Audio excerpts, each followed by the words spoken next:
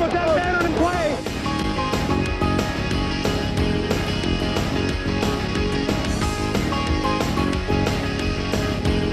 Unbelievable! I don't believe what I just saw! Major League Baseball Home Video presents Greatest World Series Moments. There is no greater stage for a baseball player than the World Series. Believe me, I was lucky enough to play in 3 of them. Hello, I'm Ozzie Smith. And in the World Series, everyone is watching. And if you happen to be a part of a special moment, you can be sure that it will live on forever. What you're about to see are a select few of the recent World Series moments that have become a part of baseball history. We begin with a look at some individual players who have lifted their level of play and rose to new heights during the World Series. Ozzie, it was October of 1969 when Shea Stadium played host to its first ever World Series game. Mets fans streamed to the park for Game 3 against Baltimore, and Tommy Agee was the very first Met to come to the plate. There's a drive hit to deep center. Blair going back, and that one is gone. But not even Agee's leadoff home run came close to his defense. Top of the 4th, 2 out, runners on 1st and 3rd. There's a drive in the deep left center. Racing hard is Agee. What a grab! Help Agee! Saves 2 runs. Agee's next amazing catch came in the top of the 7th. Bases loaded, 2 out. The hitter is Paul Blair. And it is a fly ball. It'll be tough to get to. Agee is going, and Agee makes a diving catch. He's out. This man has possibly saved 5 runs in this game. A fielding feat that even caught the eye of World Series heroes past. Well, I think they're both very fine catches. I would have to say they were comparable to the one that Willie Mays made in the 1954 World Series when the Giants were playing the Cleveland Indians. I think his first one in particular because at that time those runs were important. The second catch was hitting in the right center field alley, and I think this was an easier catch for me because it was on my glove side. And I ran just about as far, but the fact that it was on my glove side made it a little bit easier. And the wind brought the ball back to the infield a little bit, the reason why I had to dive for it, I think. Pittsburgh's great Roberto Clemente reached even greater heights in the World Series. His first appearance was in 1960 when he hit .310 and got hits in all 7 games. In 1971, again, he got hits in all 7 games. But this time, Roberto hit .414 with 2 home runs and was named the most valuable player of the series. That is hit well. A Clemente home run, and the Pirates lead 1-0. And he has now hit safely in every World Series game. What a magnificent performance from Pittsburgh's right fielder, the great Roberto Clemente. 14 World Series games, a hit in every one. Joe Rudy had quite a World Series for Oakland against the Reds in 1972. Game 2 in Cincinnati. Ross Grimsley on the mound. Drive to deep left field. Pete Rose just looking up, and he's hit it out. Rudy's solo home run gave Oakland a 2-0 lead, but the Reds closed it to 2-1. In the bottom of the 9th, with a man on and nobody out, manager Dick Williams had to look to Rudy once again to save the game. There's a long drive to deep left. That ball going, and it is caught by Rudy. Joe Rudy rubs it of extra bases against the wall, and they nearly double up Perez at first. That's the play of the series as Rudy goes back. Not only does he have a tough play, he's got to fight the sun. He goes up and makes the catch up against the fence and nearly starts a double play. I went back to the wall, and as always, I went back and hit the wall with my right hand to get where I was at, location-wise. Picked the ball up and jumped as high as I could, and just hit right in the tip end of my web. And came down the ball, and it was funny as I look back and watch the replays now. I think I was more surprised than anybody that I caught the ball, because I took the ball and held it up in my right hand, like to show the umpires that I had caught it. If I'd have been thinking, I would have turned as soon as I caught the ball and thrown. I would have doubled Perez off the first base. Tommy Lasorda's Dodgers were tied 2 games apiece with the Yankees and led Game 5 2-1. In the bottom of the 8th, Ron Cey came to bat against Goose Gossage. Now the strike one pitch. Cey is hit, and he's hit on the helmet, and down he goes. Ron Cey is hit, and this ball game has stopped completely. The frightening moment overshadowed the Dodger victory that followed. And as Game 6 dawned, everyone wondered if Cey could possibly summon the will to play. It takes a lot of courage to play this game. I tell you, Vinny, knowing Cey and playing against him or managed against him all those years over there, he's not going to budge. He is a tough customer with men on, too. 1-1 tie in the 5th. And Cey, a high hopper behind second base. Tricky hop, and it got away from Randolph, and Lopes will score. It wasn't the mightiest of hits, but it was the eventual game winner and a moment of valor for Cey. Game 3 of the '82 series between Milwaukee and St. Louis showcased Cardinal rookie Willie McGee, who turned County Stadium into his own personal playground. Straight away, center field. McGee going back, near the wall. He makes the grab. Hit high and deep to right field, and Moore going back. McGee will touch them all. A 3-run home run for rookie Willie McGee, and the Cardinals jump in front 3-0. Mahler up tight at third in case McGee should try and drop a bunt down. Look out. Oh, that's 2 for McGee. Another homer. What a day that kid's having. But Willie saved his best for last. Bottom of the 9th, nobody out, runner on first, the batter, Gorman Thomas. Well hit, way back. Listen to the reaction. Oh, boy. What a catch he made, Willie McGee. Willie McGee, with the bat and with the glove, has been a one-man show tonight. In Game 2 of the '88 series, Oral Hershiser surprised no one by firing a 3-hit shutout. 1 ball, 2 strikes. Got it.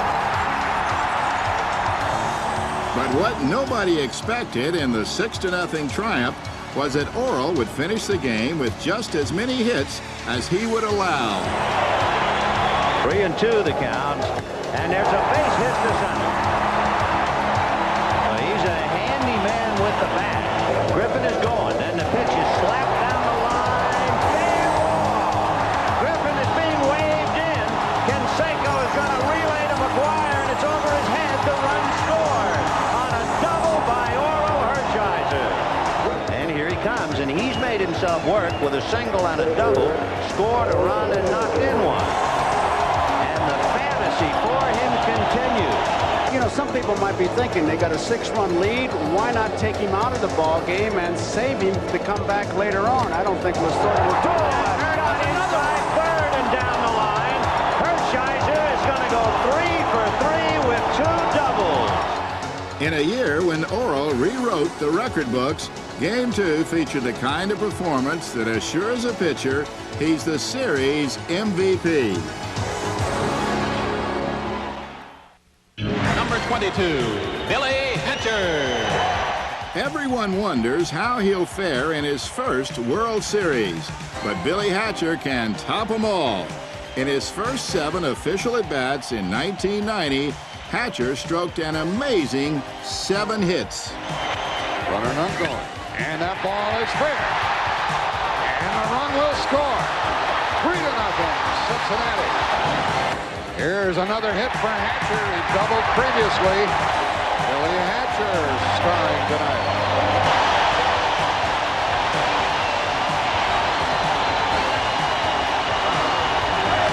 And that ball will advance the runner and tie the game.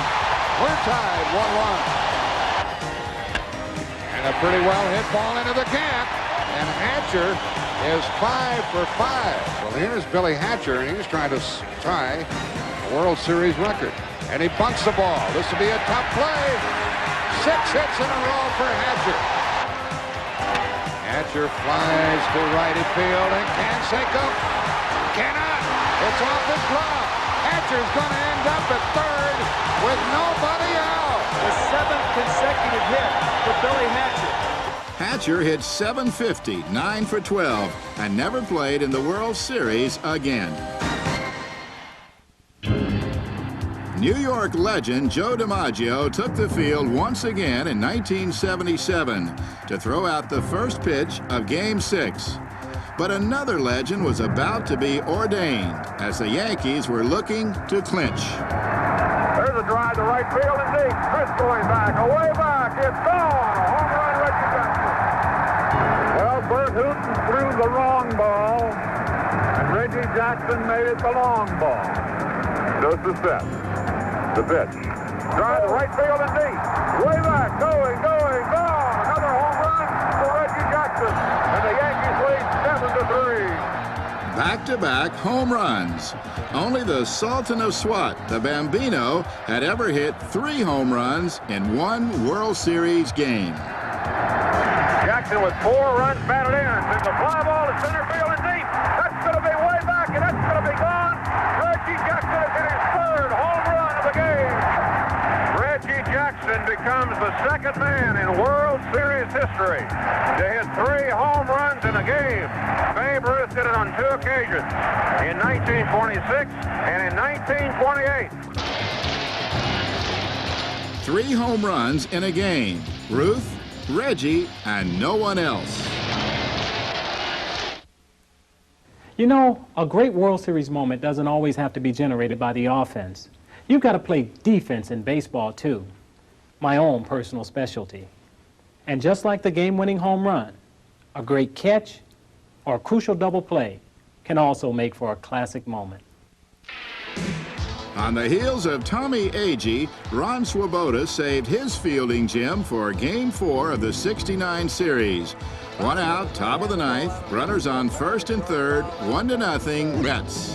Straight away for him in the outfield. And there's a drive to right center. Swoboda comes up on it to target 3rd. Here comes Frank Robinson. Ron Swoboda making another sensational catch for the Mets. Beautiful catch by Ron Swoboda. The tying run did score, but Swoboda saved the game as the Mets went on to win 2-1 in the 10th. We moved to Dodger Stadium for the '74 World Series. Reggie Jackson was the batter. Sal Bando was on 3rd, and Dodger manager Walter Alston had to be thinking about his sore-arm center fielder, Jimmy Wynn. 1-1. High fly ball to shallow, medium center, and he should come home and score. Wynn makes one throw, and Ferguson took it with the better arm. The throw! They got him! Oh, what a play! I asked Jim Wynn if he had to make a hard throw, what would happen? Said my arm would draw up for the next 3 days. Me and Jimmy Wynn had talked about it earlier in the game that if, such a fly ball was hit with a guy on 3rd base, that if I could get there, I would take the ball. Right here, I'm running over to catch the ball, and it doesn't look like Jimmy knows that I'm coming, but he did tell me to take it. And fortunately, I got behind the ball real good, and I got my sights on home plate, and I threw it in the right place. On to Fenway Park in '75, Game 6. Maybe the greatest World Series game of all time. Joe Morgan, the batter, tied at 6, top of the 11th. Well hit, right field, deep. Evans is going back near the wall, and oh, what a catch he made! What a catch by Dwight Evans, and it's a double play. Griffey didn't know what happened as Evans made a spectacular catch. Dwight Evans went way back. He had no room to go anymore. And now we go to the bottom of the 11th inning, still tied. For more on this game, be sure to keep watching. Pete Rose hustled the Phillies into the '80 series against Kansas City. And as the Phils prepared to clinch the title, Pete entered hustle history. It's popped up. Boone, Rose, they'll have a play. Boone dropped it and Rose caught it. Rose was right there. It popped out of his glove and Rose made the play. Give me an idea as we look at Boone approaching the dugout. He picks it up. How much Pete Rose hustled. He came over to help out if he needed the help. Catcher Bob Boone, with tongue firmly planted in cheek, provides the analysis. I went after that ball listening for Pete, and I never heard him. So I went for the ball, and then I dropped it. And I was just, well, for my initial reactions, I was really ticked off at Pete because it's supposed to be his ball. And then there he was, Johnny on the spot to catch it. And the only thing I've ever said about that play is that if you truly watch it, Charlie hustled my rear end. I'm the guy that hustled on that play. Ron Guidry had a great year in '78, but in Game 3 of the World Series against the Dodgers, he didn't have his best stuff. So third baseman Greg Nettles took over. Hot smash. What a play by Nettles. Throw in time. Greg encored in the top of the 5th. Bases loaded, 2 out for Steve Garvey. One strike pitch to Garvey. Hit hard once again. Nettles will go to second. He does get the retire the side. 1 inning later, bases again loaded with 2 out. This time, Davey Lopes at the plate. The bases are full. Nettles with a great play. The dial and 2 rounds. Credited play by Greg Nettles, the Yankees third baseman. He is absolutely fabulous. I don't believe it. Guidry was going for us, and he did not have his good stuff that day, and he was having his problems. And if those balls get by, then we might lose that game 7 or 8, 9-2 or something. But those stopped them and kept us in the game, and we were able to come back. But Brooks Robinson remains the barometer of World Series success. Brooks hit .429 with 2 home runs in 1970 and was named the most valuable player as Baltimore defeated the Cincinnati Reds. But it was Robinson's defense that will always be remembered. Fair ball. Great play by Robinson. Look at that. Great day in the morning. What a play. When you talk about Johnny Bench and Perez and Lee May, I mean, these guys, they got one thing in mind, and that's hitting it as far as they can hit it. And I just knew I was going to get a lot of business down there at third base. And it was, I tell people I played almost 23 years professionally, and I don't think I ever had 5 games in a row like I had in that World Series. As an infielder, you can play 1, 2, 3 a week without having a chance to do something spectacular, make a great play, because the ball's not hit your way. And in this particular World Series, I had a chance to do something in every game. They're very aggressive hitters. Would you believe that? Well, this guy's in another world. That's a... Oh! Robinson does it again. Brooks Robinson making another phenomenal play at third. Hit down to Robinson. It's fitting he makes the final out. Brooks Robinson throws him out. Baltimore is the world champ. When people think of Brooks Robinson, they think of defense more than anything else. And there's no doubt in my mind that that 70 series really acted as a springboard for my entering the Hall of Fame. Brooks Robinson is the kind of guy you expect to make great plays in a World Series. But sometimes it's the most unlikely heroes who become the little Mr. Octobers. Let's go back to 1972 when the Mr. October played for Oakland. Reggie Jackson tore a hamstring during the League Championship Series and couldn't play in the World Series. So that year, Gene Tennis got a chance to bat cleanup. Here's what happened. The Athletics were up against the Cincinnati Reds, and Gene Tennis, with just 5 homers all season, cut loose. There's a long blast to deep left. That one is going, and it is gone. A home run for Gene Tennis. There's a long drive deep down the left field line. That's going. Gene Tennis has hit his 2nd home run in this World Series game. He is not a home run hitter. Gene Tennis established a major league record. The first 2 times at bat, he hit home runs. And for the entire series, Gene Tennis, I believe, if my memory serves me correctly, I was voted the most outstanding player in the 1972 World Series. Gene Tennis now is the first catcher to hit 4 homers in a World Series. He's on his way to the most valuable player of this World Series. 2 years later, pitcher Ken Holtzman went the entire year without batting. But against Andy Messersmith in Game 1, he doubled. Now in Game 4, he faced Messersmith again. That ball's hit well. It is carrying, and there she goes. Ken Holtzman struck a serious series blow and batted .500 in the World Series. Rick Dempsey. What can you say about Rick Dempsey, a crazy quality catcher of fish or fouls? But against the Phillies in the 1983 World Series, Dempsey rose far beyond his offbeat persona. Rick hit .385 with a home run in that World Series and led Baltimore to its first world title in 12 years. Dempsey was named the series MVP, a most unlikely hero in a clubhouse filled with stars. Pat Borders was another light-hitting catcher who grabbed the World Series limelight. Borders hit .450 in the 1992 series, and he too was named MVP. Watch Pat Borders sting one deep down the left field line. It is off the wall, a fair ball. Olerud has scored. Maldonado stopped at third. Another hit for Pat Borders. He's 6 for 13 in the series. Borders was a big reason that for the first time ever, the title landed north of the border. In '78, the big guys, the Yankees and Dodgers, hooked horns once again. But as the series unfolded, it was the little guys, Brian Doyle and Bucky Dent, who took center stage. 1 ball, 2 strikes. Left field, Dusty Becker going back. He'll not get it. Here comes Nettle.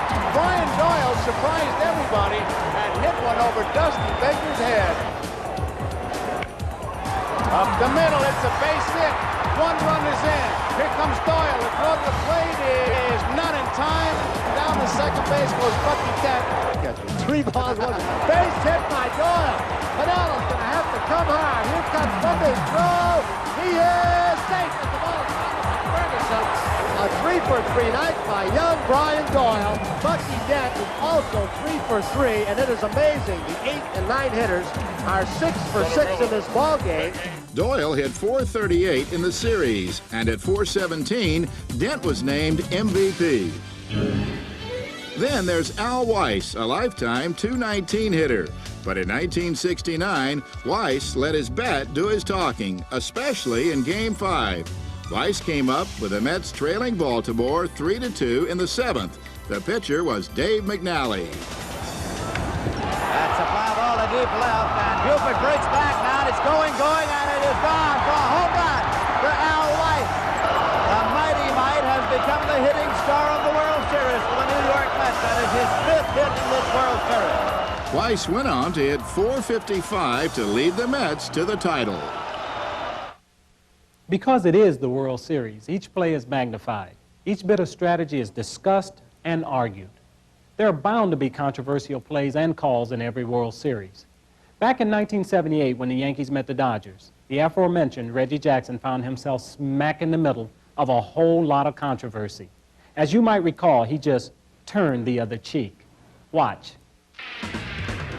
It was Game 4 of the series, and Reggie was on first, Thurman Munson on second. On the mound, Tommy John had a 3-1 lead, but Lou Piniella and Reggie were about to change that. Right at Russell, dropped the ball. Are they going to get 2?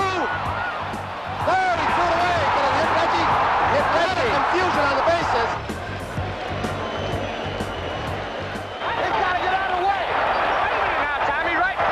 You call Reggie out in second. Right. The guy's standing. He can't stand in front of the way. Wait a minute. He doesn't hold it. Wait a minute now. He can't stand in the way. Tommy, throw the ball. Hold it. He stood right in the way. Gotta get it.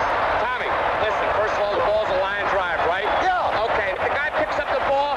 He thinks Russell's going to catch the ball. Now he starts heading back towards first. And Billy throws the ball to first. I mean, what do you want? He was standing there. Bill, He made no attempt. He's standing right in front of the bat. Tommy, what do you want the guy to do? He's got to get out of the way. He's got to get out of the way. He's got to get out of the way. Tommy, don't spit at me now. Where do you want him to go, Tommy? He's got to get out of the way. Don't spit at me now. Right to throw the Tommy, he threw the ball. He's the guy standing in front. The guy standing in front of the base. Tommy, wait a minute. He's standing right here. And look, he's standing right here. That made it 3-2. And when Munson singled in the 8th to tie the game at 3, the controversial call took on a life of its own. Even more so when the game moved on to the bottom of the 10th. Pinella, one of the top 5 hitters in the American League this year, swinging the bat, waiting. Here's Welch's pitch. Line drive, base hit, right center field. Here comes Dwight. North doesn't have a play. The Yankees win. And with the help of a little controversy, tied the series at 2 games apiece. Cleon Jones was the focus in Game 5 of the '69 series between Baltimore and New York. The Mets were scuffling, trailing 3-0. But with a little scuffing, they were about to get some help. Leon skipping to get out of the way, and it's ball 1. He starts down to first base, and DeMuro calls him back. So Cleon thought he was hit by the pitch ball, and Gil Hodges, carrying the baseball, is coming over now. Hodges showing the baseball to DeMuro. Hodges, we might have a shoe polish play here. Remember the Nippy Jones shoe polish play in the 1957 World Series at Milwaukee? Hodges showing it to Lou DeMuro, who awards first base. Another shoe polish play here at Shea Stadium. And here comes Earl Weaver. You could bet on that. Baltimore manager Earl Weaver protested, but to no avail. He also had to be thinking about the next batter, Don Clendenin, the eventual MVP. And Weaver proved prophetic. Way back in left field. Buford goes to the wall. It's going, gone for a home run for Clendenin. It is Baltimore 3 and the Mets 2. The Mets went on to polish off Baltimore 5-3 for their first ever World Series title. Game 1, 1970, Cincinnati and Baltimore. Bernie Carbo is the runner on third base when Ty Klein hits a high chop in front of the plate. Catcher Elrod Hendricks, Carbo, and umpire Ken Burkhart all come together as one. There is no way, Kenny, that he tagged him. There's no way possible he ever tagged him. No way. Get out of there. Get out of there. You were right here and he knocked you over and went around. There's no way possible, Kenny. There's no way you can even see the play. Kenny, I said he tagged him. How could you see if he tagged him, Kenny, when you were knocked out? Huh? Tell you, no. It's about 5-10 feet before I got to home plate. I had to slow up about 2 steps and go around the umpire. The umpire was blocking home plate. So when I started to slide, I kind of pushed the umpire and hit his back leg, and I slid past him. When I hit the umpire, he turned around. I don't think he saw the plate. I knew I missed home plate, but the umpire already called me out, so I couldn't go back and touch home plate. And then actually, when I was arguing, I was jumping on home plate. It proved to be the game's winning run, and the Orioles went on to capture the World Series. Ed Armbrister was a pinch hitter in Game 3 of the '75 series. Tied at 5 in the bottom of the 10th with Cesar Geronimo on first, Armbrister laid down a sacrifice bunt and got caught up with catcher Carlton Fisk. Boston demanded a call for interference. The man ran into him with the thing. He was interfering, and you went to call it. You tell me what you were calling then when he did it. On a play like that, I'm telling you, the man interfered with that man on the play. I'm telling you, I want to see a man down here. Come here. You mean to tell me that you can't help him on a play like that when he hasn't even touched the ball? And the man was interfering with him? Listen to me, there's no interference when a ball is hit and the catcher goes for the ball and the batter tries to get out of the way. And the batter tries to get out of the way. He was all over the catcher. I, for one split second out there arguing with those umpires, it passed my mind to go to the commissioner, and I said, no, don't you do that. Don't do anything like that. This thing is over and done with, and it's not going to change, and let's get on with the game. And following an intentional walk to Pete Rose, Joe Morgan drove in the winning run in Cincinnati's 6-5 triumph. Game 3, 83, bottom of the 6th. Phillies lead 2-1 and have runners on second and third. Phillies pitcher Steve Carlton hears this from Paul Owens. It was a strategic move that many questioned, but after all, Carlton did have a one-run lead. He said, you make the decision, I'll go either way. I said, all right. Go ahead. The strategy to bat Carlton backfired when Jim Palmer struck him out. But it proved even more curious when Carlton returned to the mound, gave up a pair of hits, and was then taken from the game. 1984, Kirk Gibson at the plate, and San Diego manager Dick Williams orders an intentional walk. Game 5, bottom of the 8th, runners on 2nd and 3rd. He told him before he's coming out. But Gossage, he doesn't want to walk him. I've had good success. You want the infield in on him? No. No. Halfway? Where you going? I mean, I've got to cut out. I got to cut.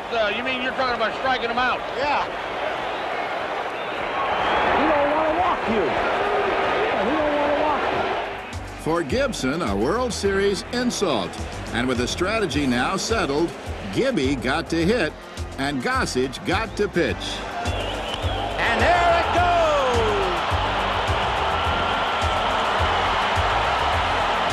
goes! With his 3-run homer, Gibson got the goose, and Gossage got to gander at his long run around the bases in another World Series moment for the ages. One of my least favorite World Series categories is that of great pitching performances. Nothing I hate more than seeing a bunch of good hitters waving at air. But you got to give these guys credit. To throw a shutout or get out of a bases-loaded jam in a World Series game, that's the stuff from which legends are made. Just ask Tug McGraw. In Game 5 of the 1980 series against Kansas City, Tug struck out Jose Cardinal with 2 out and the bases loaded in the 9th to give Philadelphia a 3-2 lead. Back at the vet for Game 6, he faced Willie Wilson, once again with the bases loaded and 2 out in the 9th. The 1-2 pitch, fastball, got it swing. The Philadelphia Phillies are the champions of the world. Phillies' first World Series title. 5 years later, Kansas City's Brett Saberhagen was a 21-year-old brimming with confidence, and for good reason. Down 2-0 to St. Louis, Brett pitched a complete Game 6 hitter in Game 3, striking out 8 and allowing just 1 run. So the Royals asked for an encore in Game 7, and Brett complied. It helped that Kansas City scored 11 runs in the game, but Brett did pitch a shutout to win the World Series Most Valuable Player Award and bring Kansas City its first World Championship. A much more seasoned Jack Morris took the mound in 1991 for Game 7 of Minnesota's series against the Atlanta Braves, a place Morris always wanted to be. That's what we all dream about as kids, I guess. And, you know, just like the Super Bowl is the Super Bowl, there's only one game in football, but the 7th game of the World Series is our Super Bowl. And Morris was Minnesota's Joe Montana, pitching shutout ball into the 10th. Runner going. Strike! 4 strikeouts for Jack Morris, and the Braves have left 6. Morris won the game, the series, and the MVP award, all in his home state of Minnesota. In the '95 series, Tom Glavine took the mound in Game 6, having already won 1 game for the Braves. Tom was determined to bring Atlanta its first world title. But the Cleveland Indians featured one of the most powerful lineups in baseball. No problem for Tom. Struck him out. 7 strikeouts through 5. Hasn't allowed the Indians a hit. Tom was terrific, striking out 8 and allowing 1 hit for a 1-0 victory. And with a 2-0 record in the series, he won the MVP. Glavine never gives in, no matter how rough things might get. He's not going to give in. He's going to keep throwing the ball away outside, making guys try to pull him. He was awesome. He stood tall. This dramatic home run by Jim Leyritz in Game 4 of the '96 series will never be forgotten by Yankee fans. But neither should they forget the performance of their closer, John Wetland, who saved 4 consecutive games. The Yankees hang on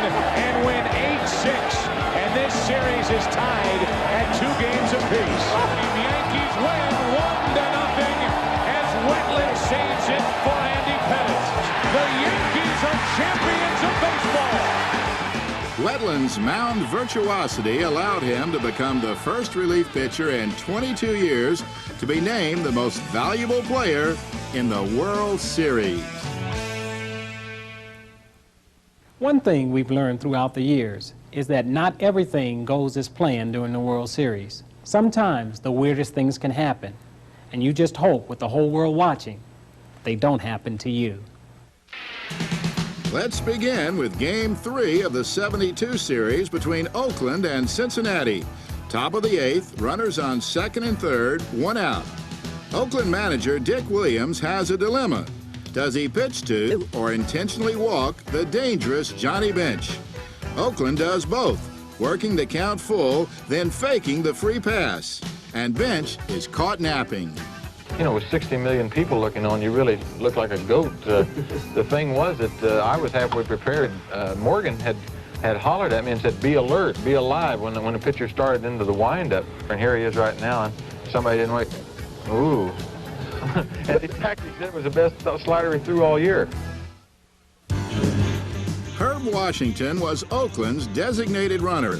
And in Game 2 of the 74 series, he came on in the top of the 9th with Oakland trailing 5-4. But Mike Marshall was ready. And the Dodger pitcher stepped off the rubber several times to break Washington's rhythm.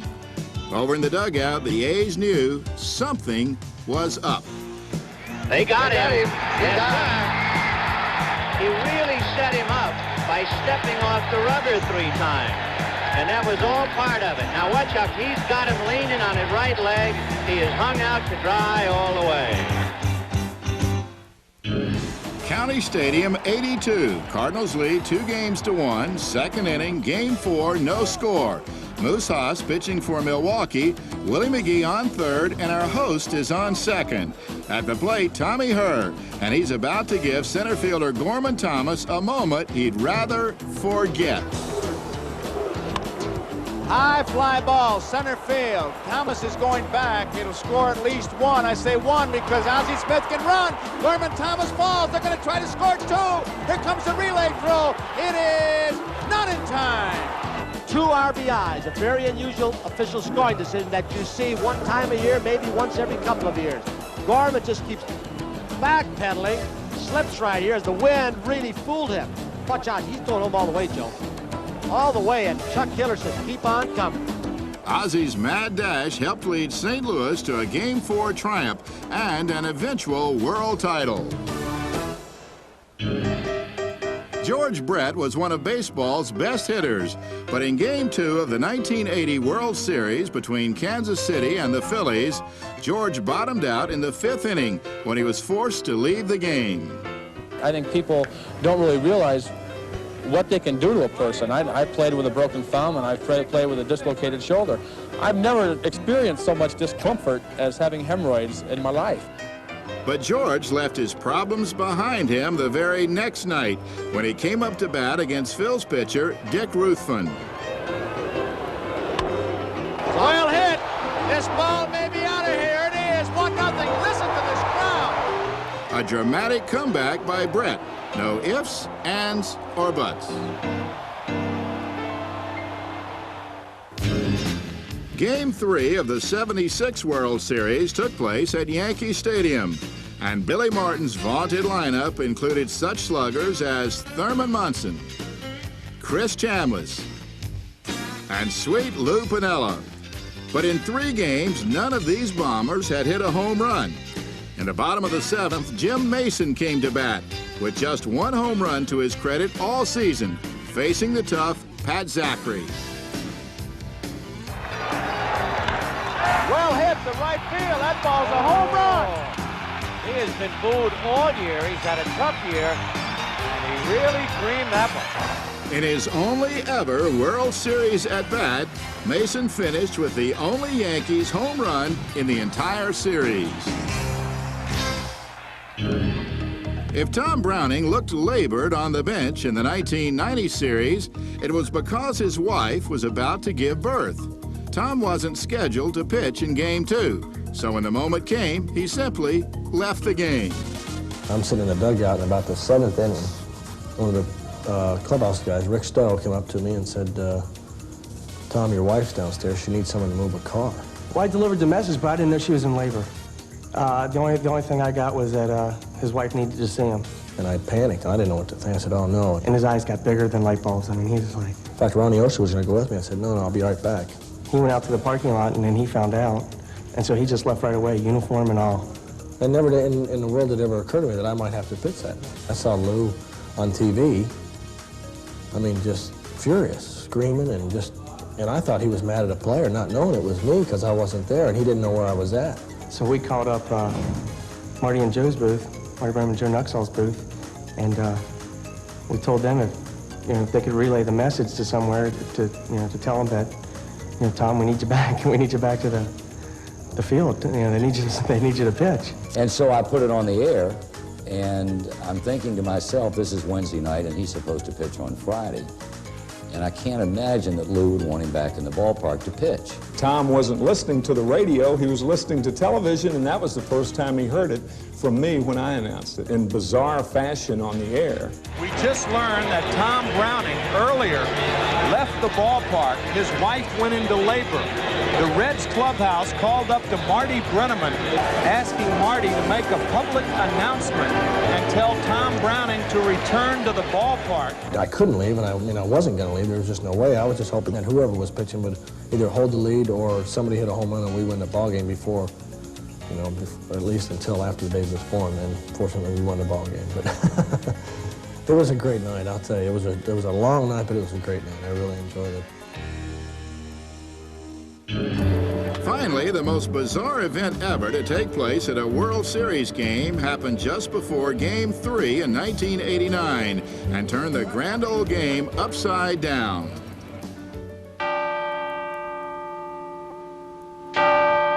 An earthquake, 7.0 on the Richter scale, rattled through the Bay Area and brought the events at Candlestick Park to a halt.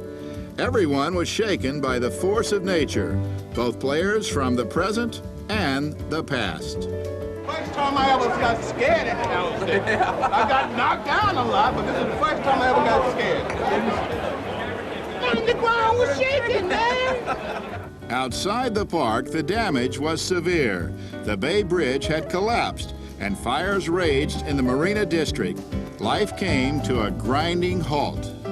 When I looked up and I seen it separate about that much, I thought it was coming down. I was sure it was coming down, but now my heart is just about coming back, and I'm contemplating going back. I don't know. With hundreds dead and major destruction, baseball, quite rightly, took a back seat. It is becoming very clear to all of us in Major League Baseball that our concerns, despite this rather large gathering, our issue is really a modest one in light of the great tragedy that's hit this area. We are not going to be able to play baseball in either of these communities before next Tuesday.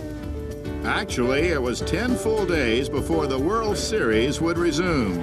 And 10 days after the fact, it sure was good to have baseball back.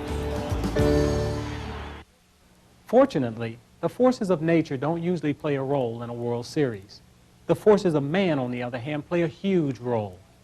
When those forces provide us with a fantastic finish to an equally fantastic World Series game, they become a part of our lives forever. Carlton Fisk got that chance. With a score tied at 6, he led off the bottom of the 12th in Game 6 of the '75 series, a series we promised that we'd come back to. Nobody on, nobody out. There it goes, the long drive. If it stays fair, home run. That was definitely a case of a small-town boy makes good. Small-town New England boy that stays and plays for the favorite New England team and then experiences that kind of moment. I don't know what would have happened if I did all that yelling and all that waving and then it went foul. Stay fair, stay fair. And I don't know why I did that, but in Boston, they still think that Boston won that series 3-4. An unexpected guest at Shea Stadium. Game 6 in '86 also provided a fantastic finish. Boston led the series 3-2, and with the score tied at 3 in the top of the 10th, Dave Henderson slammed a home run to left. The Red Sox extended their lead to 5-3 and appeared to be on the verge of winning their first World Series title since 1918. Everybody's sitting very quietly in that New York Mets dugout, hoping against hope that something will start to happen. But what could possibly happen with 2 out and nobody on base and a 2-run deficit in the bottom of the 10th inning staring these Mets in the face? Lined into left field, base hit for Carter, and the Mets are still alive. Curveball, and that's going to be hit to center, base hit. And now suddenly with 2 out in the 10th inning, the tying runs are aboard, and Ray Knight will be the batter. And that's going to be hit into center field, base hit. Here comes Carter to score, and the tying run is at third in Kevin Mitchell. So Boston turned to its all-time leader in saves and relief appearances, Bob Stanley. His mission, get an out. Mookie Wilson at the plate, Ray Knight on first, and Kevin Mitchell on third. And it's going to go to the backstop. Here comes Mitchell to score the tying run, and Ray Knight is at second base.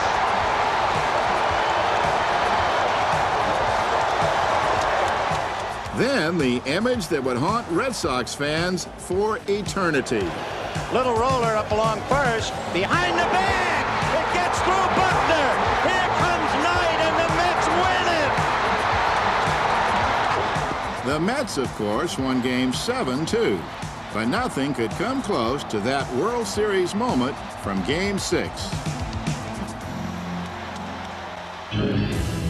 The Metrodome provided back-to-back fantastic finishes in 1991, beginning with Game 6.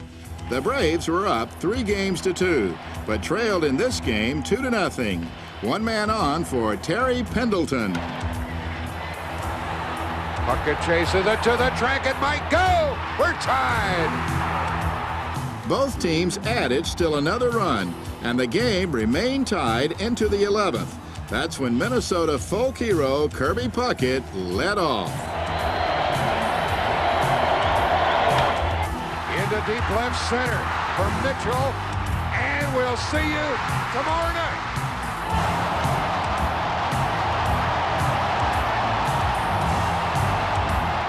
You might not think the Metrodome could handle another night like this, but it only got better. Game 7 proceeded as a scoreless duel through the 7th, 8th, and 9th innings.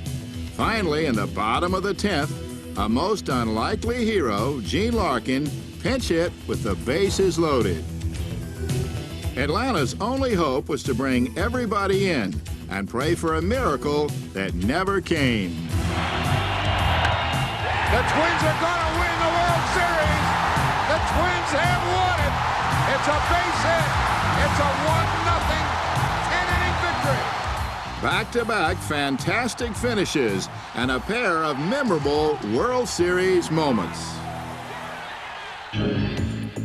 The script was somewhat different in 1988 when Oakland and the Dodgers matched up. Here it was Game 1 that supplied the emotion.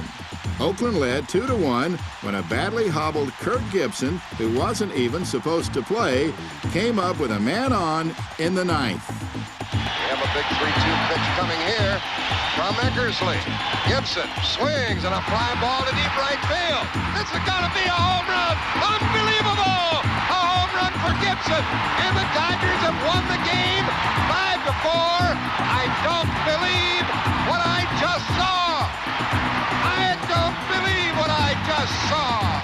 An amazing home run. One that propelled the Dodgers to a World Series triumph over the heavily favored A's. And of course, there's Toronto 1993. The Blue Jays led the Phillies 3-2 and led Game 6 5-1. But the resilient Phillies scored 5 in the 7th to commandeer a 6-5 lead. All of which brings us to the bottom of the 9th. 2 on, 1 out, Joe Carter and Mitch Williams. Now the 2-2. Well hit down the left field line. Way back and Joe Carter with a 3-run homer. The winners and still world champions, the Toronto Blue Jays.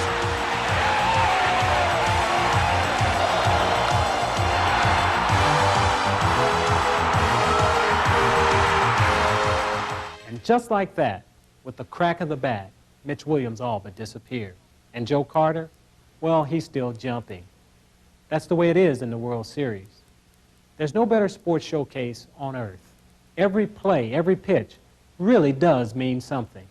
And as a player, you can only hope that the moments that you're a part of are also part of your team's success. I'm Ozzie Smith. Thanks for being a part of our look back on some very special World Series moments from recent years.